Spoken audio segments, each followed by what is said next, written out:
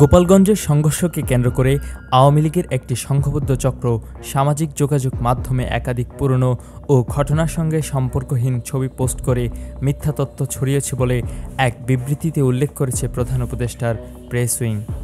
বুধবার CA press wing fact check তার verified Facebook পেজে এক বিবৃতিতে জানায়, ১৬ জুলাই সামাজিক যোগাযোগ মাধ্যমে নিষিদ্ধ ঘোষিত আওয়ামী লীগের সংশ্লিষ্ট একাধিক অ্যাকাউন্ট থেকে গোপালগঞ্জের সংঘর্ষ নিয়ে নানা পোস্ট ছড়ানো হয়, যার উদ্দেশ্য ছিল এদিনের সহিংস ঘটনার মনগড়া বক্তব্য প্রতিষ্ঠা করা।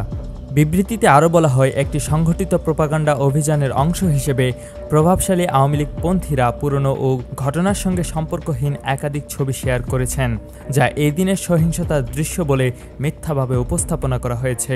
সাবেক ছাত্রলীগ নেতা এস.এম. জাকির হোসেন এবং সাবেক প্রধানমন্ত্রী শেখ হাসিনার উপপ্রেস সচিব আশরাফুল আলম খোকন সহ কয়েকজন ব্যক্তি ছবি পোস্ট করে দাবি করেন, ইউনুস গ্যাং এবং বিরোধী দলীয় কর্মীরা সাধারণ মানুষকে হিংসাত্মকভাবে আক্রমণ করছে। একটি ছবিতে দেখা যায় স্থানীয় লোকজন এক আহত কিশোরকে বহন করছে, পেছনে আগুন জ্বলছে এবং উত্তেজিত জনতা রাস্তায় বিক্ষোভ করছে। ছবিটি গোপালগঞ্জের ঘটে যাওয়া সহিংসতার নিদর্শন হিসেবে তুলে ধরা হয়। অনুসন্ধানে নিশ্চিত হওয়া গেছে, এই ছবিটি ১০ আগস্ট ২০২৪ সালের একটি ভিন্ন ঘটনার দৃশ্য।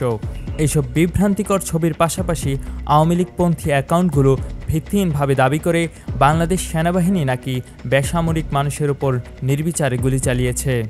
এসব মিথ্যা প্রচারণা জনমতকে ভিন্ন খাতে প্রবাহিত করার উদ্দেশ্যে ছড়ানো হয়। প্রেস উইংয়ের মতে, এসব ভুয়া প্রচারণা ও যাচাইকৃত সূত্রভিত্তিক তথ্য সম্পূর্ণ ভিন্ন চিত্র তুলে ধরে।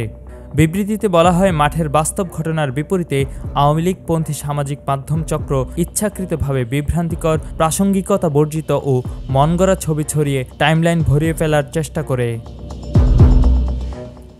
কুমিল্লার কাগজ, নিউজ ডেস্ক।